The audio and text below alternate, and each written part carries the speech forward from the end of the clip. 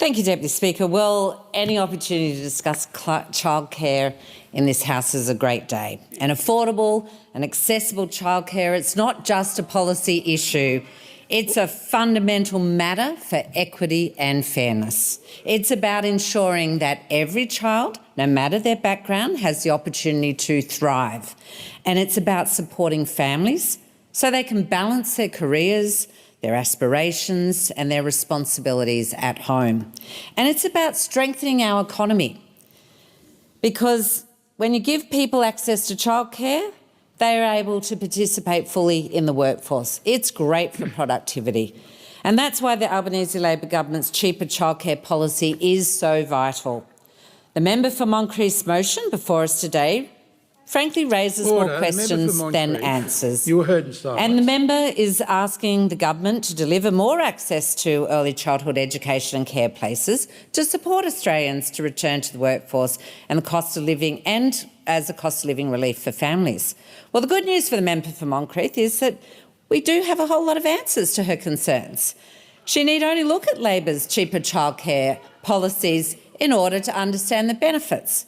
I've spoken to so many families in Newcastle who have struggled to find childcare spots for their kids and who are struggling with the cost of childcare, which is precisely why the Albanese Labor government is taking action and investing $1 billion to ensure that all children have access to the transformational benefits of early learning and to reduce costs for families too.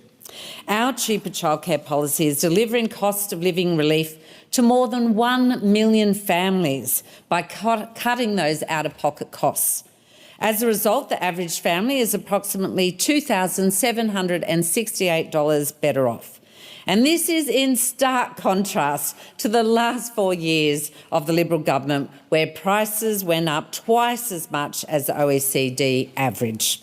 Since coming to government, we have had 1,083 new early education and childcare services, with nearly 30% of those outside of the major cities. We've now got almost 42,000 more educators in the system, around 97,000 more children in early education, and today there are more than 125,000 educators in the pipeline, training up, because we're investing in TAFE as well. And these figures are the result of the Albanese Labor government's investments into serious reform in the childcare and early education sector. We know there's more work to do, cleaning up the mess of those opposite left behind for this government. The Liberals introduced the activity test, remember, which families have long told me is a big barrier for so many women and families to access the childcare subsidy. And as part of our reforms, Labor is going to be abolishing that activity test. We'll be introducing a 3-day guarantee instead. And under Labor's 3-day guarantee, more families will be guaranteed 3 days of that childcare subsidy. And these reforms are set to cast a really wide net, benefiting thousands of women and families who were previously excluded from this subsidy. So, for example, childcare will now be available for parents who are looking for work or are beginning their studies. They need support. They were previously excluded by the Liberals' activity test. That's why we're getting rid of it. It was bad policy. And Labor is delivering, in addition to all of those reforms, a really important 15% wage increase for the early childhood educated workers. And that is providing terrific incentive needed to attract more educators to the workforce. In fact, Good Start, the biggest employer in the country, says their job applications have increased by 35% and expressions of interest are up 50 to 60%.